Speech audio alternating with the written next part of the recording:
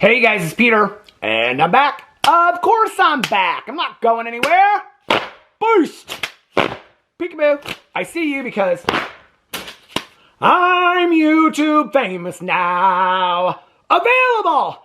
Summer 2026, the album, Dad. Shimmy, shimmy, and hey little thing, let me light you again, cause I'm on my bound, so hard to handle now.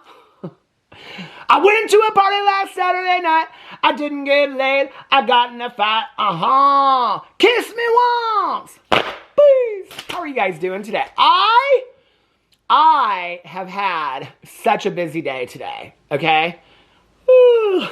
I have though. I did a reaction to the new season of Welcome to Plathville. Already filmed that video. It's a shit show. Welcome to Plathville this season is a shit show that I will be covering every episode. It's up on my Peter Watches TV channel, so that video is already filmed and up. I also ordered and reviewed the new McDonaldland Adult Happy Meal. Oh my God, which one did I get? Did I get Grimace? Did I just ruin it?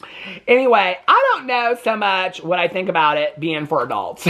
I'll just say that. But I reviewed that. I paid my $23, okay? Which was basically for collectibles that I could care less about. And then chicken nuggets and fries that my husband will have for dinner tonight. And then the shake. I did review the shake. The shake was good. Oh my God, go check out my review. I'll tell you what. I don't want to tell you over here what it tasted like, because if I tell you over here, then you won't go watch my review video. And why would you not want to go watch my fantastic... I'm basically famous for my review videos. Did you not know that?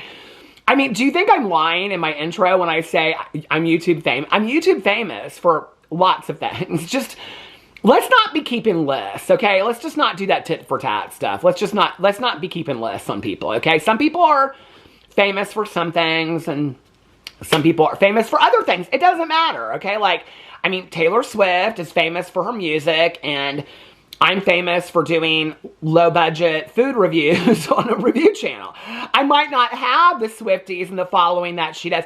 Speaking of, so today's video, oh my God! Oh my God, I forgot my lip gloss today. Oh my God, how can I go on? Damn it, Janet. Okay, so today I was Googling... Today I was Googling hot trending pop culture stories. And I had seen that the comedian Matt Rife did this E.L.F ad, okay? And then I had seen something earlier. I've seen it, like, everybody's talking about it on the Facebook and on the Instagram and places like that. And so, I have to be honest with you, I'm not a huge fan of that Matt Rife, okay? So I just didn't really care that much anyway. I think he's problematic.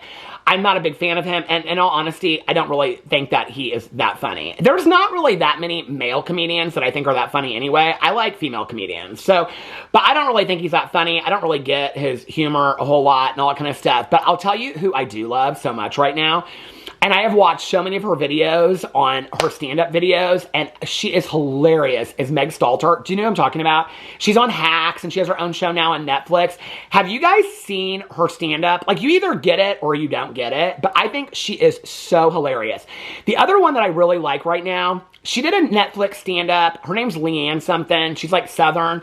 I love her stand-up so much, but I tried so hard to watch that show on Netflix. It's like the Reba McEntire show, but like with this Leanne person. It doesn't really work. I don't know. It just doesn't work. And like I said to my best friend, Tawny Jean, because she watches everything that comes out, she should have her own TV channel. But anyway, I said, did you watch this show? Because we both love her. We think she's hilarious. And I said, did you watch it? She goes, I got 2 episodes in. I couldn't do it. She goes, it's bad. Some comedians just don't translate. Like, you never thought that Reba McEntire, like, you know, Fancy Don't Let Me Down, that country music star would translate to the sitcom diva. But she did, okay? It doesn't make sense, but she did. But this Leanne, and I know it's been her dream to have, like, her own, like, you know, sitcom and all that kind of stuff. But, like, she is so much better at stand-up. It just doesn't translate. But anyway, Meg Stalter. I love her. Is that her name? I think she is so funny. I think she is so hilarious. Anyway, so I don't really, to be honest with you, I don't know. Like, are we looking... this Matt Rife person is, I don't like his humor. I just don't think he's real funny. I don't really get his humor, if you want to know the truth. I think you kind of have to be like a frat bro to kind of like get his humor. I don't really get that humor. Do you know what I mean? I don't really get it. And in all honesty, I kind of like, I like kind of like intellectual humor a little bit, you know, like, and I don't find his, I'm sorry if anybody out is offended by that. I don't find his humor to be really intellectual. I feel like it's a lot of like put downs and stuff like that. But I had seen this stuff going, I mean, which a lot of humor is. But anyway, I had seen this stuff going around online about that he had done this E.L.F. ad, okay, this E.L.F. Cosmetics ad, which I thought was kind of, when I saw it come up, I thought it was kind of an interesting collaboration anyway. Matt Rife, E.L.F. Cosmetics. I feel like there's a lot of people right now, you know, I just recently covered Sydney Sweeney and the American Eagle ad. I feel like this is Sydney Sweeney and the American Eagle ad 2.0, okay? That E.L.F. Cosmetics is doing this collaboration with Heidi N Closet that is from, what do you call it? It's from RuPaul's Drag Race. And then this problematic comedian, Matt Rife, okay? Which some people don't think he's problematic, but whatever. Anyway, I think like E.L.F. Cosmetics had to know going into this when the majority of their consumer base, okay, is women and a few men that wear makeup, some men that wear makeup, and that's their consumer base, okay? And then they're doing this ad with someone that has been problematic towards women. Like, to me, it very much is like, are all these ad campaigns geared towards, like, if we piss, it's almost like ad campaigns and marketing and advertising is going to rage baiting. And I don't really know how I feel for that. And to be honest with you, it, to me, feels very, very cheap. It feels, somebody's calling me. Who's calling me right now? To me, it feels very cheap, okay? That when you have a brand that cannot come up with any advertising, any marketing strategies, other than let's put somebody problematic that's going to get everybody talking about it up in our ad campaign and do something problematic that's going to get people to buy our products. Like, to me, I'm out on that one. That's just, I don't care what brand it is. I'm kind of out at that point. Like, that's what your go-to is. Like, your go-to isn't the strengths and talents of our brand or the strengths and the talents of our products that we're serving, or there's not somebody that is enlightening people or encouraging or strengthening people in this world that we could put in our ad campaigns or inspiring people. No, let's go to somebody that's going to be problematic. Let's put them in an ad campaign. Let's get a lot of controversy stirred up, and that's going to give us a lot of attention. To me, I feel like that's low. I feel like that's cheap. And I feel like, to me, as a brand, it's kind of like, is that all? Is your brand suck so bad that that's all you have to go to? I mean, it's kind of like, to be honest with you, it's clearance rack. It's clearance rack marketing, but more than that, it's like when American Eagle and the Sydney Sweeney thing came out, and then they put up the statement basically doubling down, and then E.L.F. Cosmetics did the exact same thing. And it's like, so you're doubling down on rage baiting. So, like, this is really what you're basically saying with doubling down is that this is what it was about to begin with. So anyway, I saw all this stuff going on online, and then today, I just was like, a bunch of people were sending me this and asking me what I thought about it. In all honesty, I didn't think a lot about it. I was more interested in Heidi N Closet, because I love Heidi N Closet from RuPaul's Drag Race. Her being in the ad campaign that I was Matt Rife, I don't give him a lot of thought. People that I do not care for a lot, like, listen, you know, it's been a tough couple of years in my life, right? I don't give a lot of attention to negativity anymore. I just don't. I don't spend a lot of time. If I'm filming a video and I'm doing commentary on something, this is 45 minutes to an hour of my life, maybe not that long. But when the camera is shut down, like, I don't give a lot of attention. I remember, speaking of RuPaul, years ago, and somebody was interviewing RuPaul and asked him, like, you used to watch a lot of horror movies, and I love horror movies, but said, why don't you watch a lot of horror movies anymore? And RuPaul said something to the effect of, like, I have to be very careful of what I bring in mentally. Like, I can't have a lot of negative, like, in my head, because then it affects, like, my output. It affects, like, how I treat people. It affects, like, my mood. When I heard that statement years ago, I like, that resonated with me. And there were years where I didn't watch, like, The Housewives, because there was a lot of yelling and shouting and stuff like that. I have to be really in, like, a good place myself, emotionally and mentally, to, like, take in kind of some negativity and stuff. So I don't really, to be honest with you, if it's somebody that I don't care about, number one, number two, they're problematic, I don't get consumed with it. I'm just like, okay, they're over here.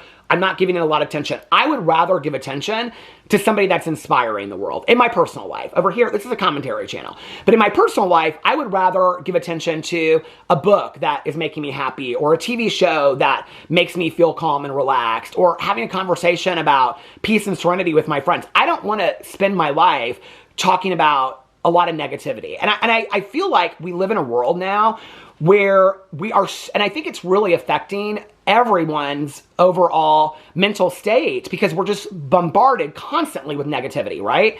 So now a lot of brands' marketings are aimed towards negativity. So I saw this come up, and then I was looking up because I wanted to do some kind of like lighthearted pop culture story. This is what you get. So I looked up like trending stories in pop culture, and the two things that came up was Taylor Swift announcing her new album, Life of a Showgirl, I think it's called, that's coming out, and then also this Matt Rife and E.L.F. Cosmetics thing. So I thought we would just read some of these articles, and I will give you my response in case you don't know a lot about what's going on. First of all, I want to get into, on a positive note, the Taylor Swift new album that's coming out. This is from Yahoo Entertainment. Taylor Swift reveals Life of a Showgirl album cover, track list, and release date on Travis Kelce's New Heights podcast. So she announced all this. Okay, now, I have to tell you, okay, in the last couple years, I would say the last 2 years, I don't know that I would say I'm a Swiftie, but I'm pretty damn close, okay? I love Taylor Swift's music. I have listened to the 10-minute version of All Too Well, probably, I mean, every time I'm uploading videos, I either have that or I have Wildflower by Billie Eilish, the live version. I have one of them always playing in the background on my computer. I mean, I literally have them pulled up right now on YouTube. I'm constantly listening to those, like from the Eras tour, like anytime, like her mashups, Taylor Swift's, like You're on Your Own Kid with All Too Well, or You're on Your Own Kid with Cruel. Any of those, I love. I have turned into kind of like sort of a Swiftie. I love her music. I really, really do. And it's interesting because when people come for her and they talk about like, oh, she's a sellout, blah, blah. This woman, Taylor Swift, hustles like nobody's. I mean, she literally just got off tour, okay? Literally, and did all these nights all across the world. I mean, her set list on her tour was like unbelievable, okay? I mean, it was like, she was performing for hours. I mean, she didn't have like, it was all like her. She's playing guitar out there. I mean, it was unbelievable. I have so many friends of mine that went and saw her. I have friends of mine that saw her. My friend Melissa saw her in multiple cities, saw her in Paris, saw her in Chicago, and was like, every time it was completely different, and just was like, she is an unbelievable performer. Well, during all that, she's also putting together this new album, which is called Life of a Showgirl. So here is the new information. It's no longer a cruel summer. Taylor Swift officially announced, or little, her song Cruel Summer, announced her new album, The Life of a Showgirl, on August 12th. And one day later, she shared more details about the upcoming work, including the cover art, track list, and release dates, as well as other surprises during her appearance on boyfriend Travis Kelce's podcast, New Heights.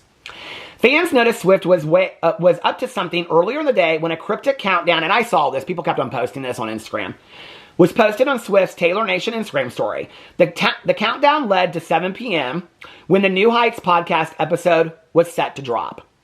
The post showed a glowing orange door, the same one that appeared on stage behind Swift during the Eras tour, as well as a link to Swift's website, which featured the same image with the door slowly descending. Over the course of 4 hours, on every hour, 4 squares with locks. I love that she did this. I mean, she knows how to get people engaged and how to keep them engaged. 4 squares, because it's all fun, right? Like, it's like the whole friendship bracelet thing. Like, at first I kind of thought it was corny and cheesy, but then it like takes us back to like growing up as kids and doing all, whether it was friendship bracelets or we did like the hair, whatever you did as a kid, it takes you back to that. And it takes you back to that innocence of friendship. That when I'm with my best friend, Tanya Jean, we still laugh at jokes we told 30 years ago. It's like that. It's like, and Taylor Swift is really, really good at getting people through her music to connect with parts of their life that meant the most to them. And I think that's what she's really great at. But she also engages her fans so much with like being part of the process, and I love that. First there was an orange lock, then pink, then blue, and finally white. Eagle-eyed fans noticed that in the center of each lock, where a key would be placed, was the same shape as the stage layout at the Eras tour. When 7 p.m. arrived, Swift's website revealed the cover of The Life of a Showgirl, which featured Swift in a sparkling outfit laying in a pool of green water. The 4 squares corresponded to the deluxe editions of the album. All are available until August 16th while supplies last. Swift's Instagram post revealed the release date of the new album, October 3rd. Oh, so is this, wait a second. So is it just like, is it an album, which is like the songs from her previous songs? Okay, so then she put on here, oh, it's new songs, right? It's new songs. Swift also provided followers with the following album track list. And then she's got Life of a Showgirl featuring Sabrina Carter. The producers of the album are Max Martin, Shellback, and Swift herself. Also at 7 p.m. came the drop of Swift's special episode of New Heights, hosted by Swift's boyfriend Kelsey and his brother Jason Kelsey. Swift discussed the Eras Tour, reclaiming the Masters, and her relationship with an NFL player in one episode. Swift also talked about what inspired the 12 songs that were written, during her time on tour, calling it a look at what went on behind the curtain in her personal life. She said that unlike her albums Midnights and the Tortured Poets Department, which came with surprise additional songs, there would only be the already revealed 12 tracks in the album. Swift explained that the new work comes from the most infectiously joyful, wild, dramatic place I was in my life, and so that effervescence has come through in this record. Basically meaning that this is like more of a, like, a lot of her, is about breakups and stuff in the past, but this is more of a happier record. So she also teased that there was an additional photography and a poem on the inside of the album that will be revealed when the record drops. Swift added that while past albums were more lyrically focused, Showgirl will boast infectious anthems that will have lyrics that are just as vivid but crisp and focused and completely intentional. Swift's initial album reveal came in the form of a teaser for the podcast episode, but the clip dropped on social media at 12:12 a.m. held back some key details. It showed Swift holding the album, but with the cover art blurred out, revealing only the green and orange color scheme. Then it goes on, Swift, who completed a worldwide Eras Tour in 2024, has long dropped Easter eggs or clues about her future work for fans. I love that she does that. The Life of a Showgirl album drops. She stole my album name. I mean, I'm a showgirl, said Pamela Anderson. Did you watch that movie? It was okay. I was hoping for a lot more. Pamela Anderson was fantastic in it, but I was hoping for a lot more.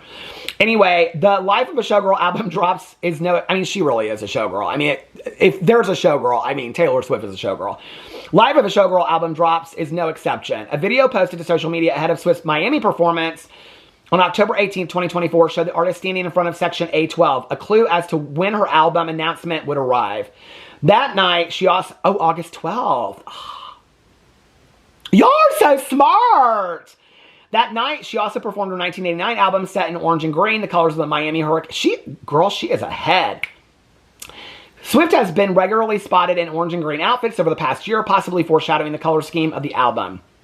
And one of the bigger clues came in the official music video for I Can Do It With a Broken Heart, which featured backstage moments from the Eras Tour. In the video, dancers rehearsed using orange feather fans, a prop that was never used on stage. The Eras Tour performance of I Can Do It With a Broken Heart featured Swift at her most showgirly, and she even had Kelsey join her on stage during her June 23rd, 2024 show in London for the song. So congratulations to the Swifties, I guess. Well, the Taylor Swift as well, but are we excited? Oh my God, I'm so excited. Okay. So let's get into this Matt Rife story. E.L.F. Cosmetics issues statement after Matt Rife ad ignites backlash. What happened? The comedian's involvement in a new campaign has caused upset on social media. Here's my thing. I wouldn't necessarily call it rage baiting marketing. We've seen rage baiting going on online with like TikTokers and influencers and whatever so long. Does it surprise us that they would pick it up and take it into marketing? It's not at all. I wouldn't, it's on the heels of the Sydney Sweeney American Eagle ad that I'm like, it's like they just released that one. Are we going to just see rage baiting after rage baiting, ad campaign now? Let's just piss off people and then it'll get them interested. To be honest with you, as a drama channel, it really kind of is a throwback to 2016 when these beauty influencers were engaged in a lot of drama and the drama would drive sales. But I don't know that in 2025 it's going to work to a lot of these brands' advantages. I don't know. I think it's going to hurt them more than help them. A recent E.L.F. and especially E.L.F. Cosmetics. Maybe Arby's. Maybe Arby's it would work for you, but I don't know about E.L.F. Cosmetics. A recent E.L.F. Cosmetics ad featuring Matt Rife has sparked controversy online. This is from Today, the Today Show. Online due to the comedian's contentious past. In the beauty brand's new commercial, Rife and drag queen Heidi N Closet star as attorneys responsible for protecting consumers from the beauty injustice of overpriced makeup. Following the ad's August 11th release, fans have a lot to say about E.L.F's decision to select Rife for the campaign. The stand-up comedian's appearance in the ad drew backlash from critics who cited his previous comments about domestic violence. Why are people talking about the ad, and how did E.L.F Cosmetics respond? Here's what you need to know. What does the E.L.F Cosmetics ad depict? In the campaign, Matt Rife and Heidi N Closet star as two lawyers at the law offices of E.L.F, Eno, and Sharns, defending consumers from expensive cosmetic projects. Because they're kind of more of like, they're not a dupe, but they really kind of are, like they drugstore makeup. The ad, which promotes the brand's bestsellers, is a humorous take on typical lawyer advertisements and seems to parody old commercials from law firms Celino and Barnes. The pair, dressed in suits as they pose in an office, tell viewers that as affordable beauty attorneys, they are ready to win their overpriced makeup case. The duo also asked viewers to call 1-855-COLD-HARD-LASH, a play on the long phone numbers given during law advertisements. Eno and Sharns has gone to E.L.F court for millions of clients, helping them to access beauty products they deserve at prices that won't injure their livelihoods, Rife says in the ad. I know a thing or two about red flags and pricey makeup. Ooh, you deserve better than that, he continues. Okay. Do you guys know the controversy with Matt Rife? Okay. Why is Matt Rife's feature in the ad sparking controversy? So it's not just that he's in the ad. I think that's what's important. It's the fact that he makes this comment in there. So somebody wrote this for Matt Rife with this history to say, I know a thing or two about red flags and pricey makeup. You deserve better than that. What is Matt Rife's feature on the ad sparking? Why? The E.L.F Cosmetics campaign caused chatter among viewers due to some red flags fans having pointed out in the comedian's past. In November 2023, the star made headlines after he joked about DV during his Netflix comedy special, Natural Selection. At the start of the show, Rife joked about seeing a hostess with a black eye at a restaurant in Baltimore. And my boy who I was with, he says, like, yeah, I feel bad for her, man. I feel like they should put her in the kitchen or somewhere where nobody has to see her face, you know, Rife said. And I was like, yeah, but I feel like if she could cook, she wouldn't have that black eye. After he shared the joke, I mean, it just is really, really sad. You know, I don't know. As a former social worker that had a lot of friends of mine that worked for, you know, places that housed women with DV and protected them. And also, I think, like, one of the things that we don't often talk about because it's delicate is that when you talk about bruising from DV and you talk about women, and even men, I guess, but women specifically hiding scars with makeup and you know, trying to... I don't know. The implications of this are so problematic. They're so far-reaching that so many women that have had histories of DV, that there's shame that goes along with that, and not being able to tell their families, and these feelings of feeling like, what did I do? Did I deserve this? Did I do something wrong? And then to have somebody like this in a makeup ad, that your consumers are the majority of them are women. I mean, it is such in bad taste. And if they're doing this because it's just rage baiting tactics for marketing, then do you really care about your consumers do you really care about women at all that are the majority of your consumers? I mean, it's just baffling to me. After he shared the joke, Rife told the audience that he was just testing the water, seeing if y'all are going to be fun or not. So you're fun if you can laugh at DV. Okay. I figure if we start the show with a DV, the rest of the show would be smooth sailing, he continued. You know, I mean, anyway, many of Rife's followers found the comments insensitive and offensive. A clip of the joke received over 6 million views on TikTok, where viewers sharing their thoughts in the comment section. Someone let this guy up on stage, filmed it, and it got approved to be put on Netflix, one user said. Got the heebie-jeebies about this man so quickly, and I've been continuously proved right ever since, another added. The joke also drew the attention of YouTuber Hank Green, who posted about it on X. A comedian ruining his reputation or his relationship with a large portion of his fan base because he wanted to be like all the other boring-ass Netflix special "you can't tell jokes anymore" crowd is actually just depressing, Green said. Because it's this whole sentiment of, well, we can't tell jokes anymore because it's not 1980. Well, the reality is, okay, that the jokes that we told in 1980 weren't appropriate then, but we've learned. And when you know better, you do better, okay? So what you're saying is, it's not that you can't tell jokes anymore, it's that you're just not funny to begin with. Because if you can't find humor in everyday life that's not laughing at the expense of somebody's violence that they've suffered through, and that joke was okay in 1980 because people didn't know what to do with it in 1980, but we know better and we should be doing better now, okay? So it's not that you can't tell the joke, it's that you don't have any humor. And so you have to fall back on these lame-ass jokes and blame it on people that don't supposedly have a sense of humor in your eyes to laugh at a victim of DV. It's not funny. It's not funny. There are some things that are just not funny to laugh about, right? In response to the backlash, Rife shared an Instagram story with a link that he said was his official apology. NBC News reported, however, he linked to a health website that sold special needs helmets. Even more disgusting. I mean, it's just, in an interview with, why would you ever have this person, E.L.F. Cosmetics, in an ad at all, okay, with this backlash? This is where people, like, do you vet these people out? In an interview with Variety at the same time, Rife seemingly defended the jokes he made during the special. Rife shared that natural selection was designed to cater to a male audience. Oh, so men think that jokes about DV are funny? I think we need a few more men standing up for DV victims.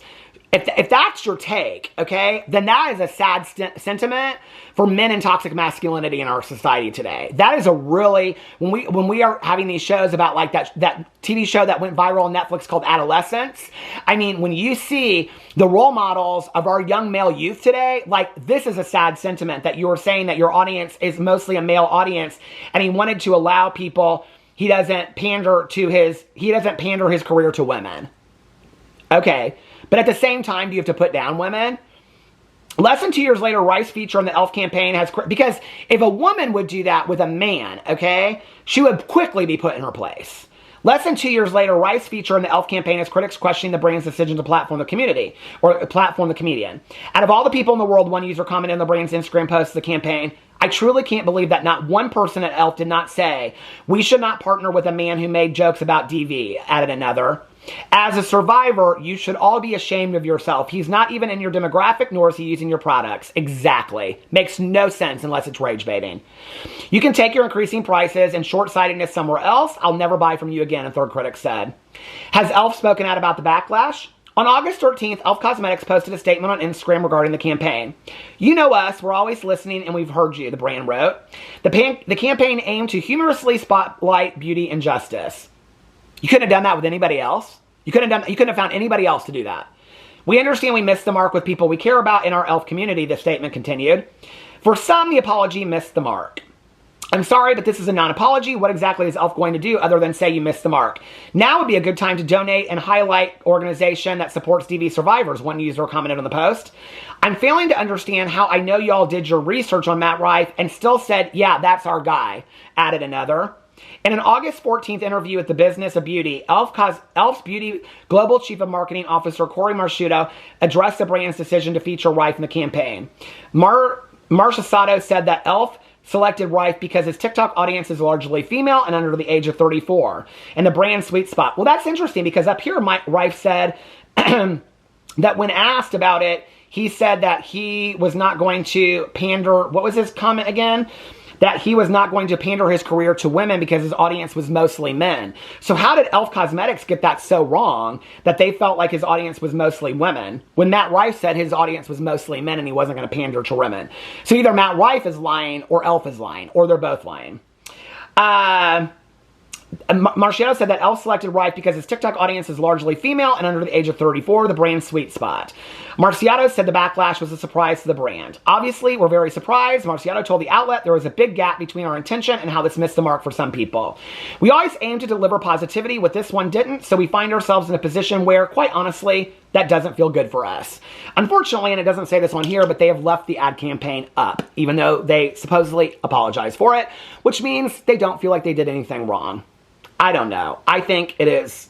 I mean, are we going to see more of this rage baiting marketing? I think it's extremely problematic. You can vote with your dollar, you know? Do people do that anymore? I don't know. Anyway, Taylor Swift's got a new album coming out. Let me know what you think about all that in the comment section below. I love you guys, and I will see you tomorrow. Bye.